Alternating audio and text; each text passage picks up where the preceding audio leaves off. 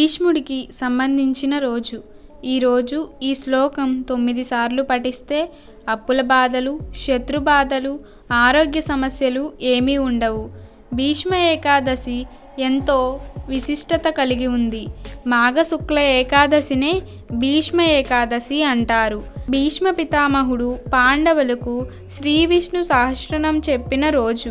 భీష్మ ఏకాదశి నాడు సత్యనారాయణ వ్రతాలు ఎక్కువగా చేసుకుంటూ ఉంటారు.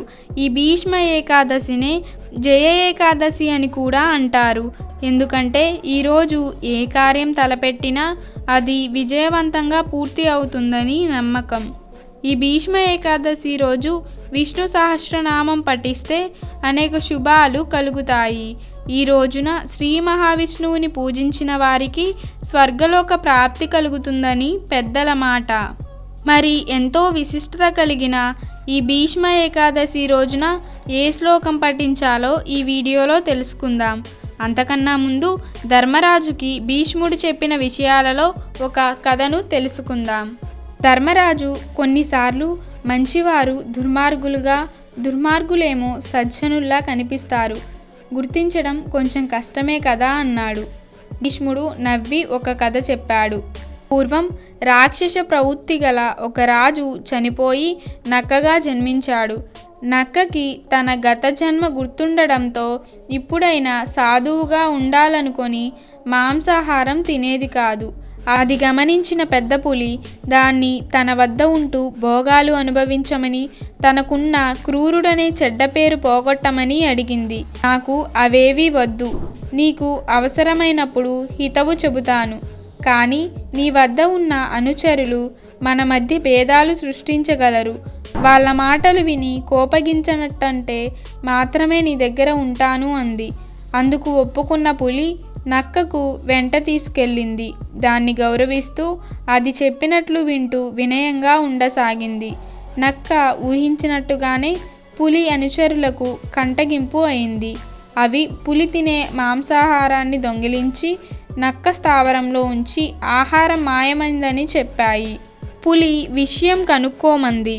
నక్క స్థావరంలో ఆహారం దొరికిందని, తాము అనుమానిస్తున్నదే జరిగిందని, నక్క మాంసం తినకపోవడం అసంభవం అంటూ చెప్పి ముందే ఆకలితో రగిలిపోతున్న పులిని ఇంకా రెచ్చగొట్టాయి. పులి వెంటనే నక్కని చంపమని ఆజ్ఞాపించింది. ఈ సంగతి తెలిసిన పులి తల్లి వేగంగా అక్కడికొచ్చి తొందరపడొద్దని హితవు చెప్పింది. జరిగింది తెలిసాక, అర్థమయ్యాక పశ్చాత్తాపం చెందిన పులి నక్కని క్షమాపణ కోరింది. అవమానించిన వారితో స్నేహం తగదంటూ తన మానాన తాను వెళ్ళిపోయింది నక్క. కనుక చెప్పుడు మాటలు చెడే చేస్తాయి. సొంతంగా విశ్లేషించి నిర్ణయం తీసుకోవాలి అని ధర్మరాజుకు హితవు చెప్పాడు భీష్ముడు. ఇక వీడియోలోకి వస్తే, ఈ భీష్మ ఏకాదశి రోజున లక్ష్మీ నరసింహ కళ్యాణం జరిపిస్తారు. అన్నవరం సత్యనారాయణ స్వామి ఆలయంలో ప్రత్యేకమైన హోమాలు, యాగాలు జరిపిస్తారు. ఈ రోజున పసుపు రంగుకు ఎక్కువగా ప్రాధాన్యత ఇస్తారు. లక్ష్మీ నరసింహస్వామి వారికి పసుపు రంగు పువ్వులతో అలంకరించి కాయలను, స్వీట్లను నైవేద్యంగా పెట్టాలి. భీష్మ ఏకాదశి రోజు గోపూజ మంచి ఫలదాయకం. గోమాతకు అరటి పండ్లను తినిపిస్తే విశేష ఫలితాలు కలుగుతాయి. అన్ని దోషాలు తొలగిపోతాయి. పసుపు రంగు వస్త్రాలను ధరించి విష్ణు సహస్రనామం పఠిస్తే మోక్షం కలుగుతుందని పండితులు చెబుతున్నారు. భీష్మ ఏకాదశి అని పిలువబడే ఈ రోజున భీష్ముడిని తలుచుకుంటే సకల శుభాలు కలుగుతాయి. స్వర్గలోక ప్రాప్తి కలుగుతుంది. భీష్మ ఏకాదశి రోజు సూర్యోదయానికి ముందే లేచి పూజా మందిరాన్ని, ఇంటిని శుభ్రం చేసుకోవాలి. గడపకు పసుపు, కుంకుమ, పువ్వులతో అలంకరణ చేయాలి. పూజా మందిరంలో ముగ్గులు వేసి చక్కగా అలంకరించాలి. తలకు స్నానం చేసి పసుపు రంగు వస్త్రాలను ధరించాలి. రోజంతా ఉపవాసం ఉంటే మీరు అనుకున్నది అన్నీ జరుగుతాయని పండితులు చెబుతున్నారు. అలాగే ఇంటిలో శ్రీ విష్ణు సహస్రనామం, విష్ణు పురాణం పఠించాలి. లేదు కుదరదు అనేవాళ్ళు ఈ శ్లోకం 108 సార్లు పఠించాలి. ఓం నమో నారాయణ నమః అనే అష్టాక్షరి మంత్రాన్ని జపించాలి. అసలు కుదరని వాళ్ళు మాత్రమే ఈ మంత్రాన్ని పఠించాలి. ఇంటిలో సత్యనారాయణుని పటానికి పసుపు పువ్వులతో అలంకరణ చేసి తామర పువ్వులను, తులసి దళాలను ఆ పటానికి అలంకరించాలి. ఈ భీష్మ ఏకాదశి రోజు విష్ణువుకు ఆవు నెయ్యితో పంచహారతి ఇవ్వాలి. ఈ రోజున దేవాలయంలో జరిగే సత్యనారాయణ వ్రతంలో, బ్రహ్మోత్సవ దర్శనాలలో, లక్ష్మీ తులసి పూజలో పాలు పంచుకుంటే శుభ ఫలితాలు చేకూరతాయని పెద్దల మాట. అలాగే కోరిన కోరికలు నెరవేరుతాయని భక్తుల విశ్వాసం.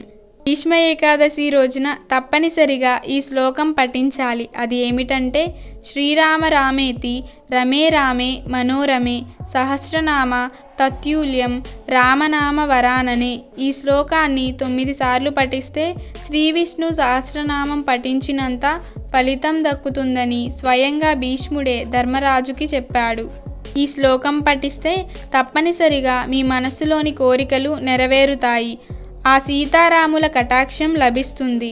అప్పుల సమస్యలు, కుటుంబ సమస్యలు అన్నీ తీరిపోతాయి. ఈ శ్లోకాన్ని పఠిస్తూ మీ ఇంట్లో ఉన్న విష్ణు పటానికి కానీ, సత్యనారాయణ పటానికి కానీ పసుపు రంగు పువ్వులతో పూజ చేయండి. తప్పనిసరిగా మీ కోరికలు తీరతాయి. ఈ శ్లోకానికి ఎంతో శక్తి ఉంది. ఎవరైతే జీవితంలో ఎదగాలని కోరుకుంటున్నారో, ఏ పని కూడా ఆటంకాలు లేకుండా విజయవంతంగా పూర్తి అవ్వాలి అంటే ఈ భీష్మ ఏకాదశి రోజు ఈ శ్లోకాన్ని పఠించండి. తప్పకుండా మంచి ఫలితాలను చూస్తారు. అలాగే ఈ రోజున ఉపవాసం ఉండండి. పేదవారికి, ఆకలితో ఇంటి దగ్గరకు వచ్చిన వారికి అన్నం పెట్టండి. ఈరోజు ఎట్టి పరిస్థితుల్లో మాంసాహారం తినకండి. వండే కూరలో ఉల్లి, వెల్లుల్లి వేయకండి. పెసరపప్పుతో వంటకాలు చేసి ఆహారం తినండి. అలాగే స్వామివారి పటం దగ్గర పెసరపప్పు, బెల్లాన్ని ప్రసాదంగా పెట్టండి. అలాగే గోవుకు అరటి పండును తినిపించండి. తులసి చెట్టుకు పూజలు చేయండి. భీష్మ ఏకాదశి రోజు మీ పిల్లలకి భీష్ముడి కథను చెప్పండి. మరి తెలుసుకున్నారు కదా, ఈ భీష్మ ఏకాదశి రోజు విష్ణు సహస్రనామం పఠించండి. అలాగే మనం చెప్పుకున్న శ్లోకాన్ని 9 సార్లు చదివి మీ సమస్యల నుండి బయటపడండి. అలాగే ధర్మబద్ధంగా జీవించి ధర్మాన్ని కాపాడండి.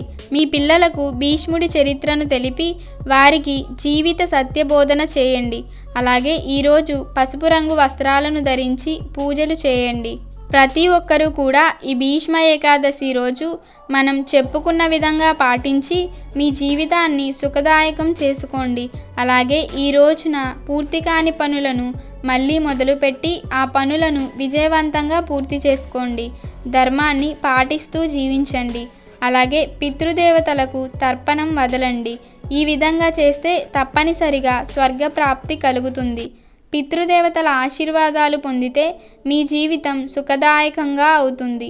ప్రతి ఒక్కరూ ఈ భీష్మ ఏకాదశి రోజు ఇలా చేసి మీ జీవితాలను అష్టైశ్వర్యాలతో, సుఖ సంతోషాలతో నింపుకోండి. Thank you for watching our video. Please do subscribe and like the video.